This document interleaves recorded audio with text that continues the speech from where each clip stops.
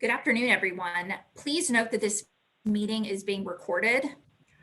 The Health and Educational Facilities Board of the Metropolitan Government of Nashville and Davidson County, Tennessee, will be held in accordance with Executive Order Number 16, signed by Governor Bill Lee on March 20th, 2020, as extended by Executive Order Number 34, signed by Governor Bill Lee on May 6, 2020, as extended by Executive Order Number 51, signed by Governor Bill Lee on June 29, 2020, as extended by Executive Order Number 60, signed by Governor Bill Lee on August 28, 2020, as extended by Executive Order Number 65, signed by Governor Bill Lee on October 28, 2020, as extended by Executive Order Number 71, signed by Governor Bill Lee on December 22, 2020, allowing a governing body to hold meetings by electronic means or other means of communication without a quorum physically being present if the governing body determines that meeting by electronic means is necessary to prevent the spread of COVID-19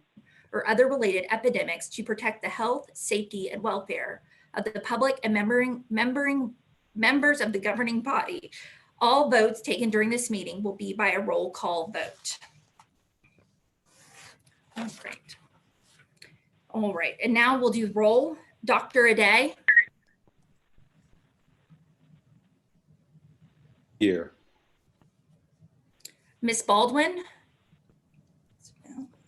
Ms. Carr. Here. Ms. Clinkscales. Here. Mr. Moth. Here. Ms. Sharpe. Here. Mr. Meyer. Here.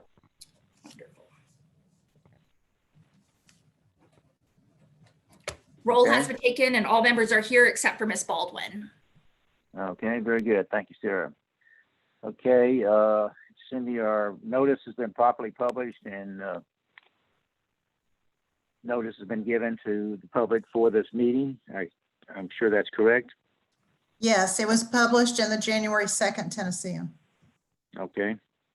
So our first matter of business is consideration of minutes of December 7th, 2020, our last meeting, those of which were mailed or submitted to you. Hope everybody's had a chance to look at those. Are there any corrections or additions to the minutes as presented? If not, is there a motion to approve the minutes as presented?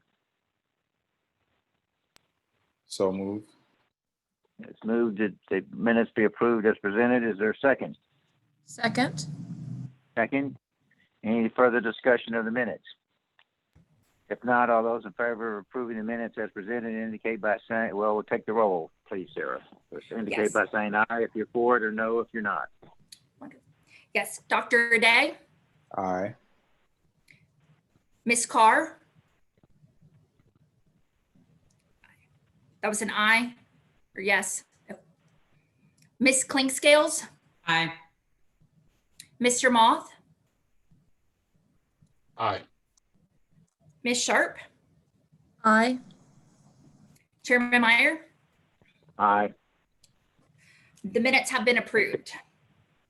Okay, thank you. The minutes has been approved as presented then, and we move on to our first matter of business, which is from the Orchard Foundation LLC, which is seeking up to, oh, this is an amendment. That's right. This is a project that we previously been approved in 2011. That's why it refers to the Series 2011A bonds that were issued at that time to finance some developmental housing for developmentally disabled.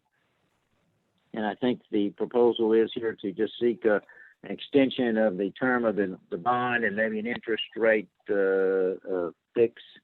So do we have someone from that project here on present? Who is that? Who would that be? Yeah, Mr. Meyer, this is Russ Miller, Bassberry. Okay. We are bond counsel on this deal. Okay. Thanks. Also on the call is Ralph Kennedy, who's the executive director of Tennessee Family Solutions, and Octavius DeMundrian, who is with First Horizon Bank, and I think Charlie Handon is also on from First Horizon Bank. and I guess I'll just mention at the outset, you mentioned Orchard Foundation LLC. That is a wholly owned subsidiary of Tennessee Family Solutions. So that's why I referred to Tennessee Family Solutions. So these bonds were originally issued by the Health and Ed Board in 2011.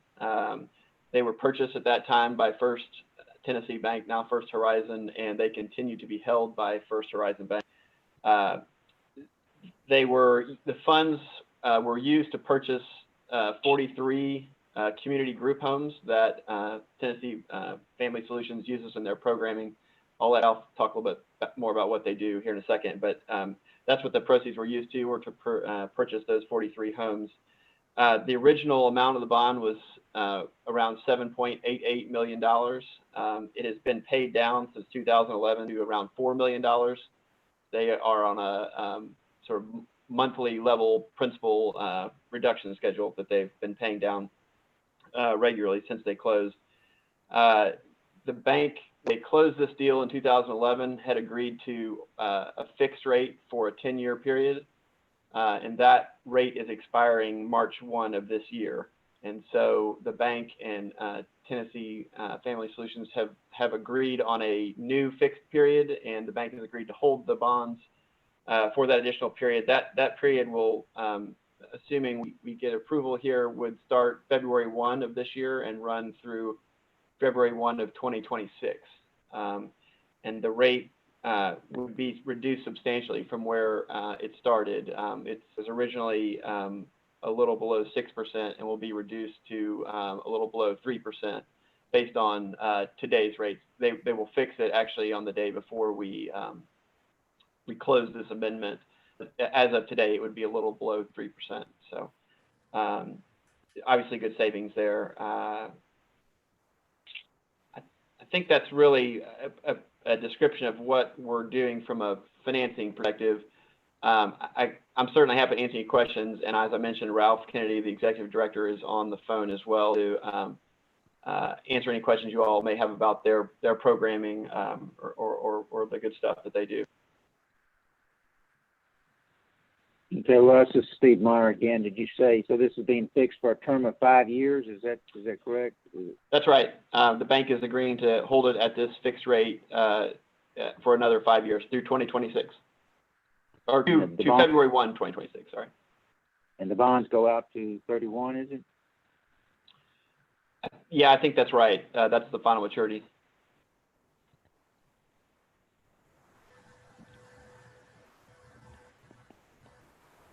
Other questions? We have a resolution that was included with our packet that would authorize this, again, change. That we're changing the terms of the bond, obviously to the benefit of the borrower here, and reducing the interest rates. So if we will need a motion and a second, and then a vote on this resolution. Is there a motion to adopt the resolution presented in the packet? So moved. It is moved. Is there a second? Second. Second. Okay, any questions, further discussion, or questions about what we're doing here? Okay, if not, Sarah, if you'll please take the roll call for approval of this resolution. Absolutely. Dr. Aday, Yes. Ms. Carr, Yes. Ms. Klingscales, Yes. Mr. Moth, Yes. Ms. Sharpe, Yes. Chairman Meyer. Yes, All right. I believe that was That's 6-0 6 then. to 0 in order of approval. Okay, thank you. All right, thank you. Great. Good luck Thank with you that. all. Appreciate it. Thank you all very much. Yeah. Thank you very much. Appreciate you, Russ. Thank you. Yeah, bye-bye. Thank you. Okay, our next order of business is a proposal for from Urban Flats LP for preliminary approval. This will be our first time, of course, before us on this particular project of up to $20 million for multifamily housing. And who's speaking for Urban Flats today? Hello, Steve. This is Brent. I'll be speaking for urban housing and urban flats. And you may guess the connection between the names. So urban flats is actually the first phase in a redevelopment of Urban Housing Solutions' first property. We developed a property called Mercury Courts in 1991. It was Tennessee's first, maybe still the largest, single room occupancy housing for people who were previously homeless. We converted a motel called the Mercury Motel into Mercury Courts.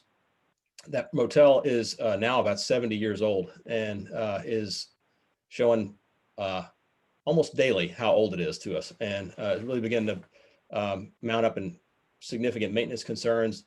We had a retaining wall that was nearly about to collapse. We had to condemn a building a few years ago and move people out. So it's high time that we redevelop Mercury Courts. It's in a very good location, about 3 miles from downtown. And so we are looking to follow MDHA's lead on how they are redeveloping public housing into a mixed income community. So we're using this with your permission, with the board's permission, for some tax exempt bonds. We would apply for 4% low income housing tax credits to redevelop Mercury Courts, at least the first phase of it, through, we're calling it urban flats, 130 units, which would be about a third of this 4-acre property, about a third of that site. We redevelop into a 130 unit building, 4-story building with garage parking. And that would be our second, actually, income averaged low income housing tax credit development. So we would have apartments that are set aside for folks who were previously homeless, so that we could actually provide some opportunity for folks who are currently living there to move into this new building.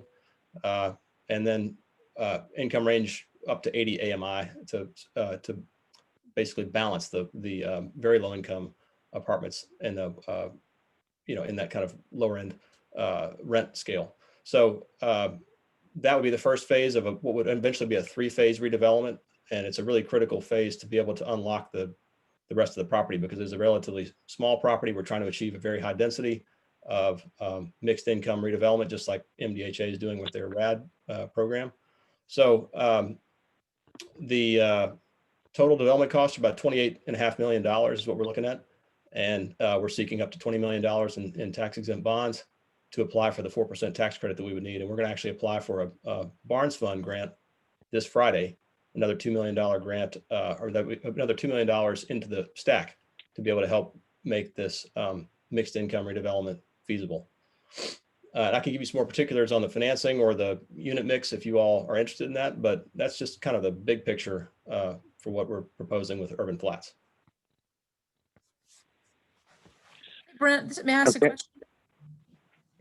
Yes, go ahead. Hey, thank you. This is Becky. Just a quick question on, I know that area very well. How long will those units be, there will be a change over time where they turn from people with maybe some income need or some housing needs to more of a yuppie crowd? So it very likely will be several years, 5 to 7 years, we think, for the redevelopment of the entire Mercury Courts property, just because of the time lag of new construction, which is pretty slow, and the significant relocation challenges that we will have to overcome. We have a fully occupied property where we are not going to displace anybody. That's, one of our main commitments through this process, is just the way MDHA is not displacing anybody from their conversion of public housing. We are not displacing any one of our previously homeless residents who are currently living at Mercury Courts. So in order to facilitate that relocation, it does take a little time. The upshot is that at the end of the day, after all is redeveloped over 7 years or so, we'll have 1-for-1 unit replacement of folks who were previously homeless, and we will continue to have a homeless preference actually in these very low income apartments. But we'll also end up adding basically almost double, not quite the double. Well, sorry, it's more than double. It's not quite triple the density. So a total of about 350 to 380 apartments at the end of the day, where we currently have about 140 units on the property today. So that extra 240 or 220, apartments will be all folks who are at more of a kind of a low to median workforce income. So it will continue to be affordable, but our definition of mixed income, which is all kind of different tiers of workforce affordability, including folks all the way down to zero income who were previously homeless.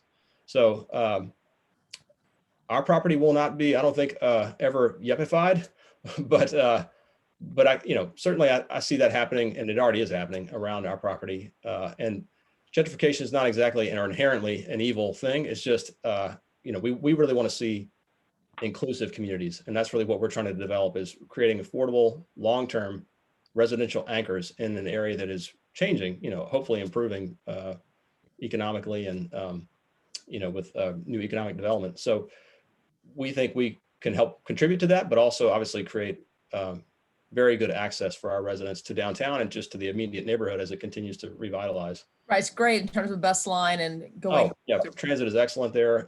It's one of the BRT lines, 3 miles from downtown. So, And right across the street from the school. So, okay, thank you. Brent, this is Steve Meyer. So are you tearing down any structures to do these new units, or? Yes, sir. We will have to tear down roughly about a third of the property to be able to redevelop this first phase. And that relocation process is pretty complicated. I'll be happy to go into some detail. We've been spending some time on it. Kevin's actually here. He put together the official plan recently, so we could go into much more detail. But we're building a new building about 1.5 miles down the road that we will be able to relocate substantially, at least half, basically, the folks that are in the immediate footprint of this development. We'll be able to relocate folks to this brand new building in about a year. So we'll have to have this new building built in order to relocate several folks, obviously, to facilitate this demolition. And then once our Urban Flats project is completed, 3 years hence, those folks will have the opportunity to move back. So it will require, a significant kind of temporary displacement, 2 to 3 years potentially for people, but it's the only way we can ensure that people have a quality place to go that's affordable to them, and they're not effectively displaced from Nashville or from South Nashville. It's challenging. And certainly, I think one of the biggest challenges for MDHA was as they contemplate their RAD projects. So you have 140 units now on the site. Is that correct? Correct. And some of those are at the front of the property, which is kind of a lower density. It's only single-story construction up on Murfreesboro Pike. The part of the property we're actually redeveloping this first phase with Urban Flats is a 2-story construction. So we actually have a little bit more density. It's 74 apartments that will be in the effective kind of like area of disturbance, we're calling it, for this first phase. And the other roughly 70 apartments in the front will not be affected. And that's one reason why we're doing the development the way we're doing it with this first phase in the back of the property. It allows the front apartments to continue to have access to the bus, to Murfreesboro Pike, continue to have fire access for, and for emergency response. So it's the only way that really it will work. Okay, so you're doing is it a 4-story, or what size is the building? It's a 4-story, 4 stories of residential over a ground floor garage and office kind of common area. So it'll be actually a wood frame, 4 stories of wood frame construction over 1 story of concrete at the ground level. It'll be our first kind of 5-story building, if you will. It's 5 stories technically. And then eventually you'll move on down towards the front, towards Murfreesboro Road, and do phases down there. Correct. And very well could be applying to you all in a year or two for the next phase of that. That's our goal, is to keep moving every couple of years with a new phase.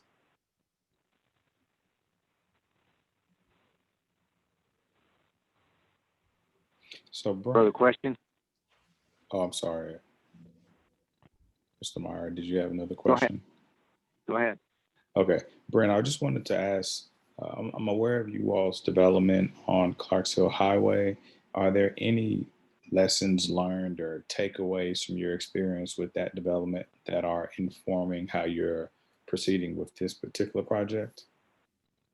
Well, we've been very happy with the way things have turned out at 26 in Clarksville. We've had some great community partnerships that have both contributed to the shape of the community, but also I think have actually, flowed from the redevelopment of that property. So we really feel like we want to build on that momentum with 26 in Clarksville. We had a clinic actually that was based at Mercury Courts called the Clinic at Mercury Courts, which is now being relocated, in fact, to 26 in Clarksville. So we want to try to create another space for a clinic again, eventually at Mercury Courts. It's a partnership with Vanderbilt School of Nursing that's been really successful for the last 8 years. We've certainly seen the mixing of workforce affordable housing. So it ends up being kind of a mix of incomes, but it's still a very affordable property. That mix of incomes does support revitalization and economic development, because there are folks who have some disposable income. And, that's been a really, I think that's one of the successes of 26 in Clarksville is having some, kind of low to moderate wage workforce, affordable apartments does contribute to and support neighborhood retail, clinic. There's a new bank actually that we brought into 26 in Clarksville, Chase Bank. So all those kind of rooftops are really important for economic revitalization, supporting transit. We really want to try to invest in the corridor with our affordable apartments, but those investments we think can still support broader public investment and private investment. Okay. Brent, thank you. where's the other project of yours that you said these people might move to that's about to, or, still being constructed? Right. We're actually in the bidding stage right now to hire a general contractor. It'll be a 70-unit building at 331 Plus Park Boulevard. It's basically at the intersection of Spence Lane and Murfreesboro Pike. Okay. And that's going to be under construction before this one? Yes, we're going to break ground on that. If we're hoping to break ground by May. So we'll expect that project to be complete in probably the second quarter of 2022. And we would not obviously be able to begin any demolition until we safely relocated folks to a permanent or semi-permanent affordable apartment. I think, Go I'm ahead. sorry. Go ahead. So I just wanted to hearing about with the relocation also, how do you guarantee that the residents will be able to keep their property or to get, placement where they need to be as well? Well, we will be seeking to place people in our own apartments. So that's the way we can basically kind of maintain contact and, the assurance to folks that they will have the option to move back to the apartments that we will be redeveloping through urban flats and eventually through these successive phases. We'll be using the same approach basically where new construction takes 2+ years. So we have to be able to open up space to be able to build a building and then allow people the opportunity, of course, to move back. And where we have, in the case of urban flats, we will actually be converting some of the long-term Section 8 support that's on this property. We have 100 apartments that are supported by Section 8. So 40 of those will be converted and added basically into urban flats. So there'll be 40 apartments out of 130 that are Section 8 supported with folks, with incomes down to zero basically, and with a homeless preference for those 40 apartments. Those folks that qualify for that that are currently in the Section 8 contract will be relocating to this new building at 331 Plus Park Boulevard, at least for a couple of years in order to facilitate construction. But they'll have basically first refusal on the Mercury Courts, urban flats development to move back, understanding that they may choose not to. We're building a brand new, really nice building at 331 Plus Park Boulevard. It's it's got National Housing Trust Fund money, Tennessee Housing Trust Fund money, Federal Home Loan Bank of Cincinnati. It's a $9 million building, and it's going to be really nice. So it may be that folks are very contented where they are after they move, but they will have that right to make the decision to move back or stay where they are if they're happy with where they are. So, and then the other 90 apartments that will be in urban flats will not be, restricted with a Section 8 contract. They'll be basically more conventional low-income housing tax credit apartments that will be marketed conventionally. So Brent, this is Steve Meyer again. Do I understand then you won't be started on this project for another year or so until you finish 331? Is it? That's right. Yeah, we would actually not begin demolition for this project until probably the second quarter, or maybe the beginning of the third quarter, probably midsummer of 2022, if the timing works out. But we would be basically shovel ready to begin construction as soon, like demolition would immediately follow, construction would immediately follow demolition, in other words. So we would have everything teed up, ready to go. There would be no real lag time between demolition and new construction. Okay, so Cindy, I understand this, of course, this preliminary approval will be given today. They'd have to come back to us for final approval. And then is that resolution good for a year, or what's the time period within which they would? Well, need to, typically the approvals are through the end of this calendar year. And so we would want them to come back and just give us an update, and then the board could consider an extension. Brent, I guess you might want to address kind of, if you're not going to be in the ground until 22, are you applying to THDA this calendar year cycle? We would. We're really using our most recent 4% low-income housing tax credit project as a guide here. That was the Skyliner. We brought that to the board in 2019, and we're actually broke ground on that in August of 2020. So it was about a year and a half almost between preliminary approval and the TEFRA hearing, and then actual initiation or start of construction. And that was with a 2019 tax credit award. It still gives us enough time to actually get through construction under the tax credit program and still meet the placed in service requirements under the tax credit program. As long as we have about 2.5 years to do that, it's enough time. So that's why we certainly won't waste any more time, though. Breaking ground as soon as we can, basically in early 2022, or second quarter 2022, to demolish and immediately begin redeveloping at Mercury Courts, which Urban Flats, so that we can be sure that we are placed in service within the tax credit requirements.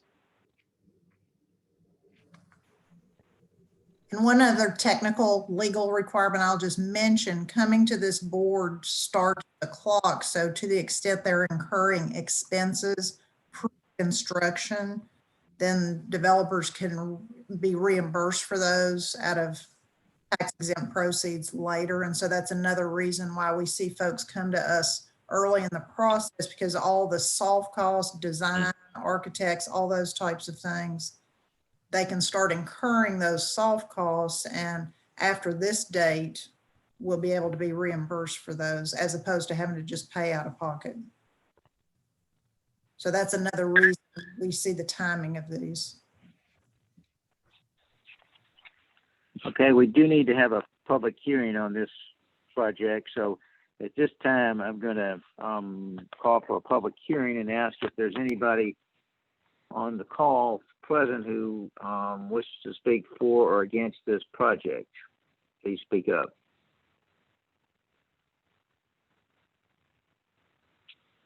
Okay, I'm not hearing anyone indicating the desire to speak, so I'm going to close the public hearing and report that there was no one present to speak for or against the project other than the proponent here. And then we have a resolution that's again included in our packet, and we need a motion and a second to adopt this, which again is asking, or is approving this project preliminarily for them to then submit applications to Tennessee Housing Development Agency and others to get their financing and tax increment financing approval, and then would come back to this board for final approval at some later date. Is there a motion? So do I have a motion to approve this resolution?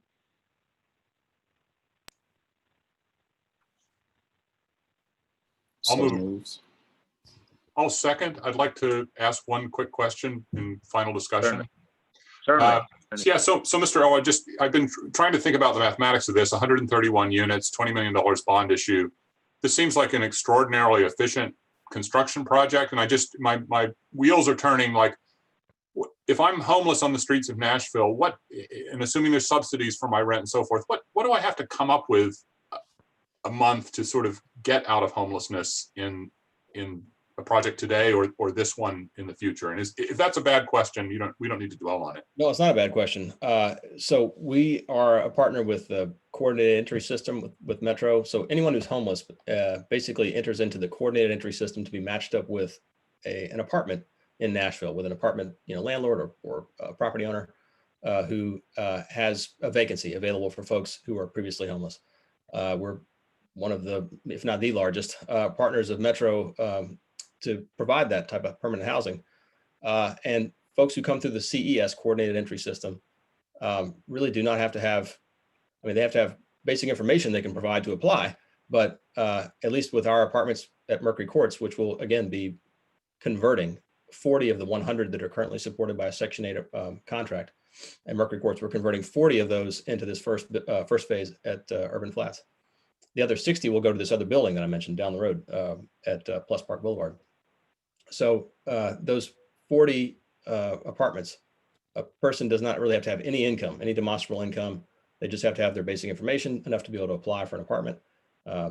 And, you know, provided that they can meet some, and we do have some criminal background and other background requirements in order to help basically ensure a stable community, then they will be approved. And as far as what they need financially to be able to support the rent, there's a minimum rent that HUD requires everyone pay. I think it's $75 now. It used to be $50. I think it's gone up to $75 a month.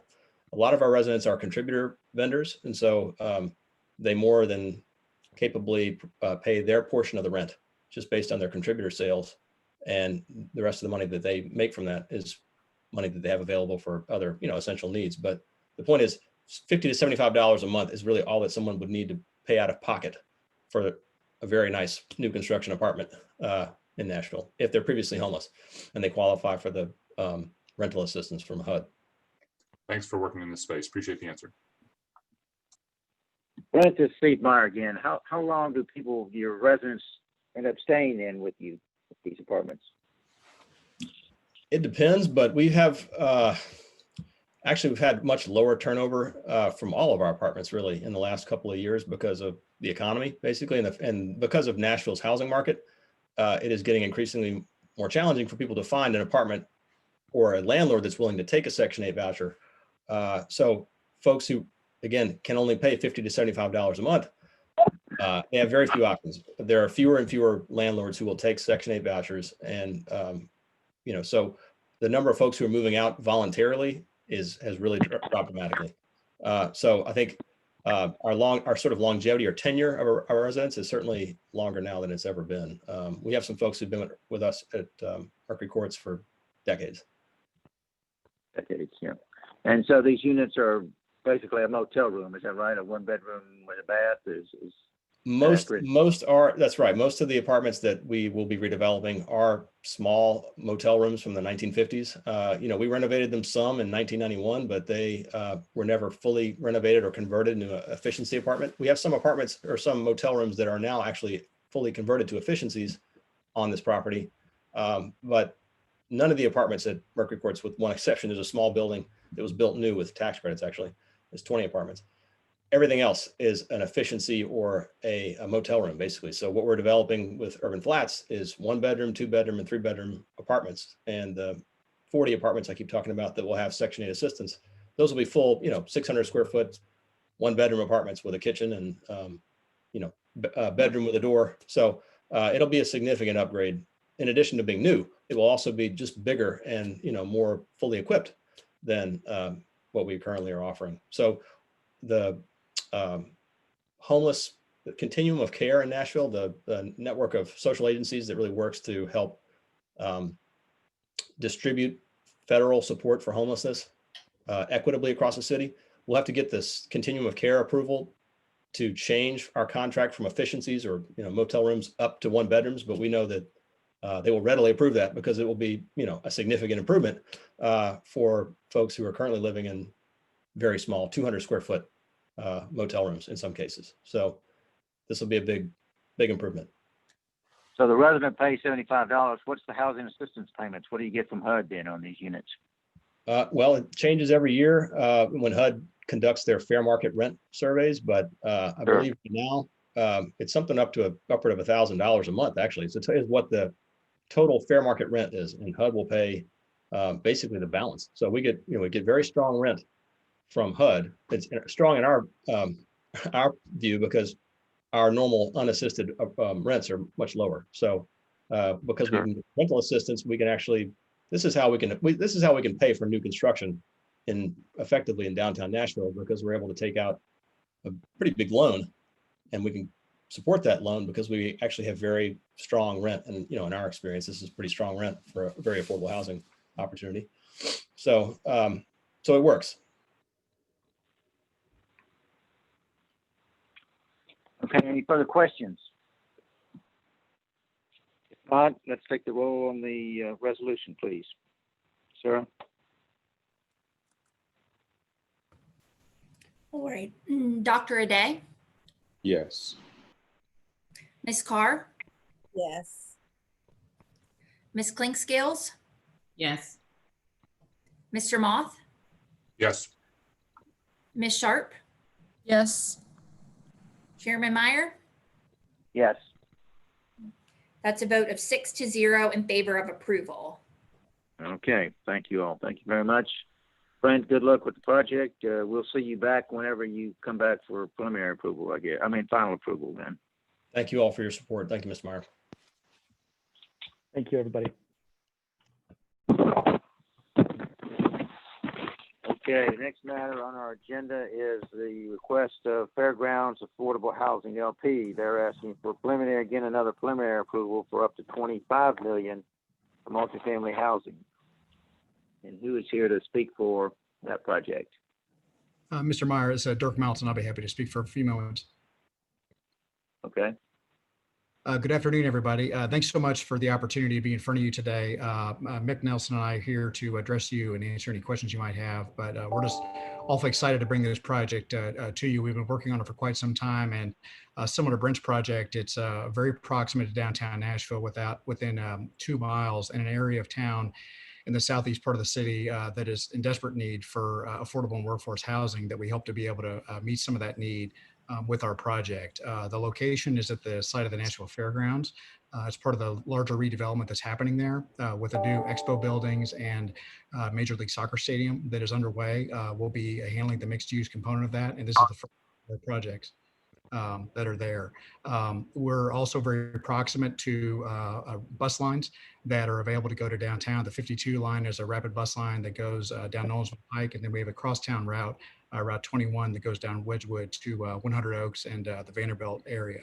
And so it's a perfect location for this type of project.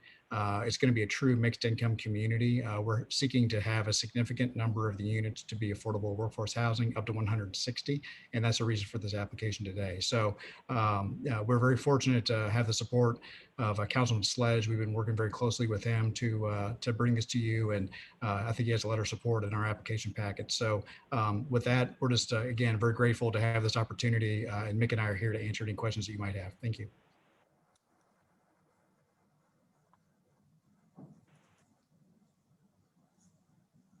This is Steve Meyer. Let me just quite understand the location on the fairgrounds property.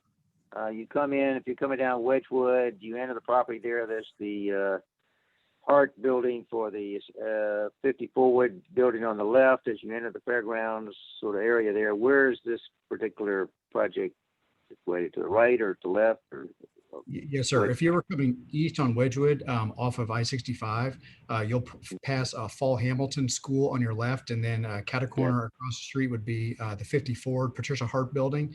You would take a right on Wilson Drive, which connects to Rains Avenue at that intersection, and it's at the top of the hill, right there where the new soccer stadium is under construction right now. So it's the top of the hill where the old fairgrounds buildings were located, the exhibit building?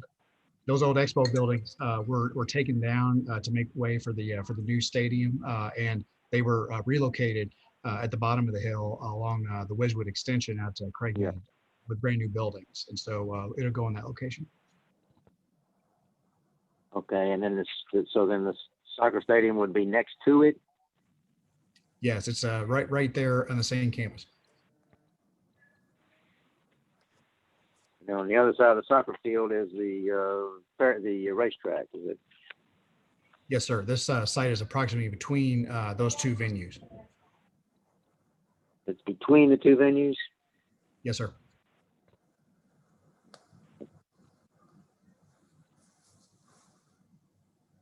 You're kind of sitting on top of the hill then. One of the highest points in the grounds, is that right? It is. The elevation is about the 505 level, which is provides some really amazing views, frankly, of downtown Nashville and other areas. So it's significantly elevated versus the surrounding areas. How tall is the building? It would be 6 stories. It'll have a ground floor of commercial retail space, and then 5 stories of wood frame apartments above. And they would be looking down on the soccer stadium. Is that accurate? Yeah, yes, sir. It'll have excellent views from all 4 directions.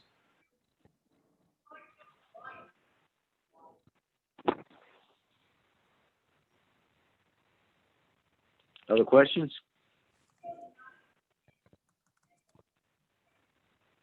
I'm just looking at a map here a second. So I apologize if you already said this. So tell me again what the makeup of the occupancy is desired to be, please, Dirk? Oh, sure. Ms. Sharpe, the total occupancy of the building is about 337 units. And then we would be proposing to make up to 160 of those in the affordable and workforce category. So the balance of those would be market rate. And then for the affordable category, how long, similar to the question I asked the gentleman earlier, how long would that stay into effect? How long is it until these are very desirable, expensive locations available to only the wealthy? Yes, this would be for a full 30-year duration. 30-year, 30? Yes, ma'am. So 160 something units will be based on income level only for that period of time? Yes. Thank you. And what do you see market rate being here? Market rate is fairly robust for this part of town. In our competitive set of projects, the market rates can be upwards of $1,400 a month on average. And so these affordable and workforce units will have a significant price advantage to those, certainly. And so will they be at a lower rate or will they be subsidized? How are they gonna, is it gonna be a lower rent? Yes, sir. We'll have units available at 60% median income, 80% median income, all of which will be significantly below the market rate. Do we know what those rental rates will be? I'd have to look at my notes on this. I believe that the one bedroom 60% rates are about $760 a month, and I think that the 80% rates are just over $800. So it's a material difference between that and the market rates. Yep.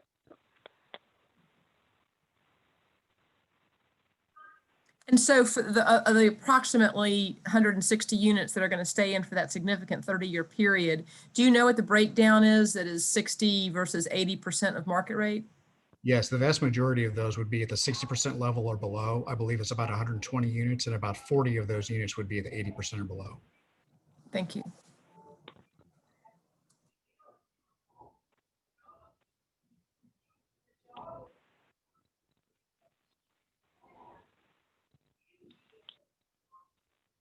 I think people who worked at the soccer field can get an apartment over there, right? We sure hope so. Okay, we do need to have a public hearing on this project also. So at this time, I'm going to call for a public hearing and ask if there's anyone on the call who wishes to speak for or against this project other than the proponent who has just spoken. Anyone indicate by speaking up? I'd like to ask Dirk a question if I could. Oh yeah, there's some time for more questions. Good. Dirk, when you do income averaging, do you not have to have a commensurate number of units that are at a 40% if you're going to have 80%? Yes, that's precisely right. We'll be using income averaging to get a wider variety of price points for sure. So you do intend to have some 40%? Yes, sir. Thank you.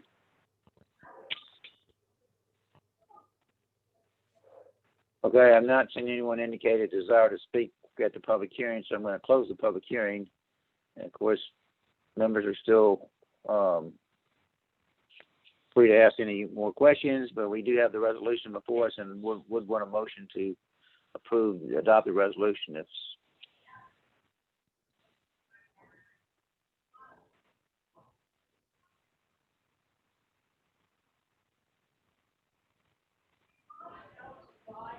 Anybody want to move adoption? Yeah, I'll make a motion. So move. Motion to Second adopt the that. resolution. Is there a second? Okay. Yes, sir. Further questions, discussion? Not, I assume everybody's ready to vote on the resolution. Sarah, if you'll call the roll, please. Dr. Aday, Yes. Ms. Carr, Yes. Ms. Klingscales, Yes. Mr. Moth, Yes. Ms. Sharpe, Yes. Chairman Meyer. Yes.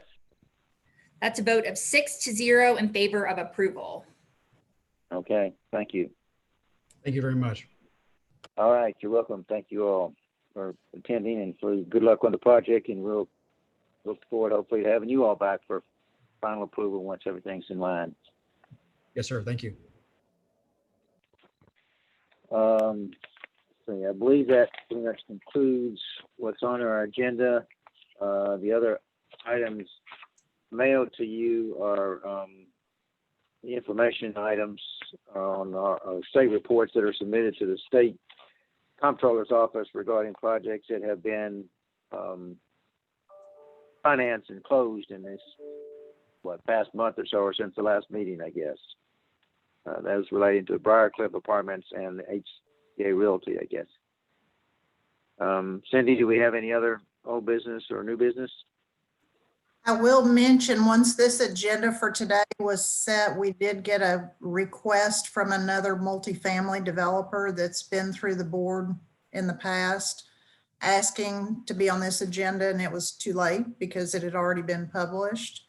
And like these other two we heard from today, everyone's scrambling to get in line with the state housing agency because it's a competitive process and it's first come, first serve. And this is just one of the very first steps in that process. And so I told them we did not have another meeting scheduled at this time. I don't have any other requests pending, but I do have that one request from another. It would be new construction, just like the two we heard about today. So they've asked me to at least mention that. And so it's at the board's pleasure how soon you might want to meet again.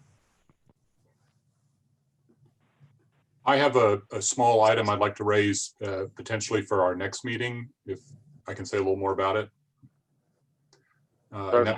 Yeah, so I just noticed this time around that on our website at the nashville.gov, we have, I would call our abbreviated agenda format. And I just noticed, for the first time after doing this a couple of years, that format doesn't list the addresses of the properties that we'll be considering.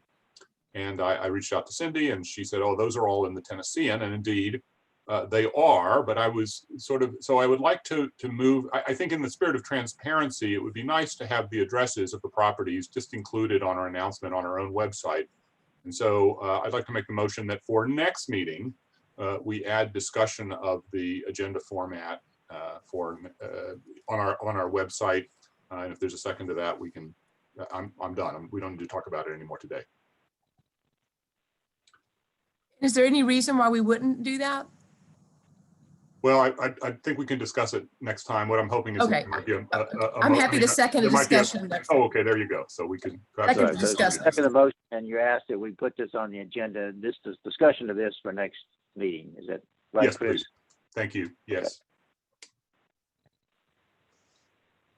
All right, regarding the next prospective meeting, which is Cindy brought up, and we sort of meet as rather on a regular scheduled basis as projects come to us. I don't know whether we can anticipate anymore. As Cindy said, THDA, Tennessee Housing Development Agency, opened up their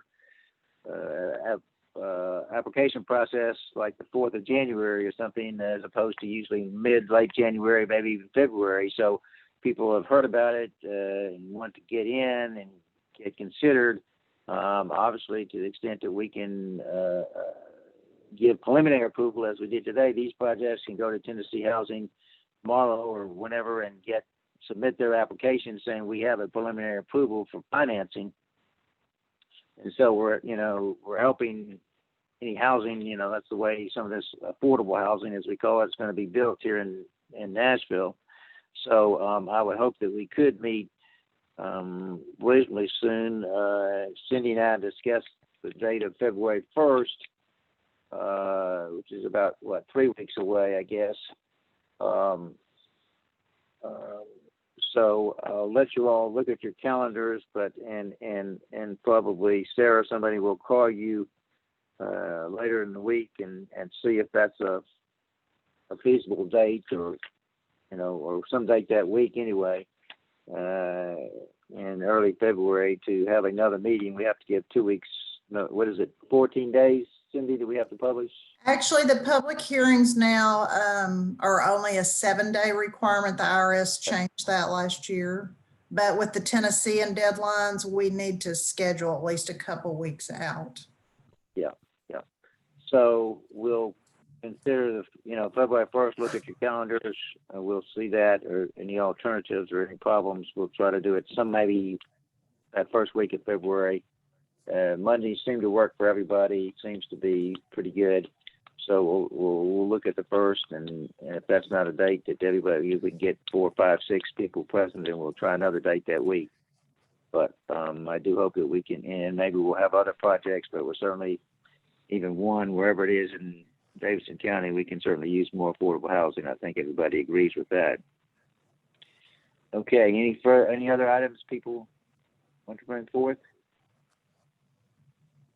Okay, if not, thank you all for attending, for being present and participating. And I think we got, we'll be seeing more. I don't expect they'll be back in 3 weeks. It'll be probably a couple months before they get preliminary approval from THDA or get their approval there, and then come back for our formal approval to go forth with these 2 projects. But there may be others that develop in the next week or 2. So it could be a busy month or 2. Stand by. Okay. Thank you. Great. Thanks, everybody. Everybody have a good weekend. Good week. Bye. Weekend week.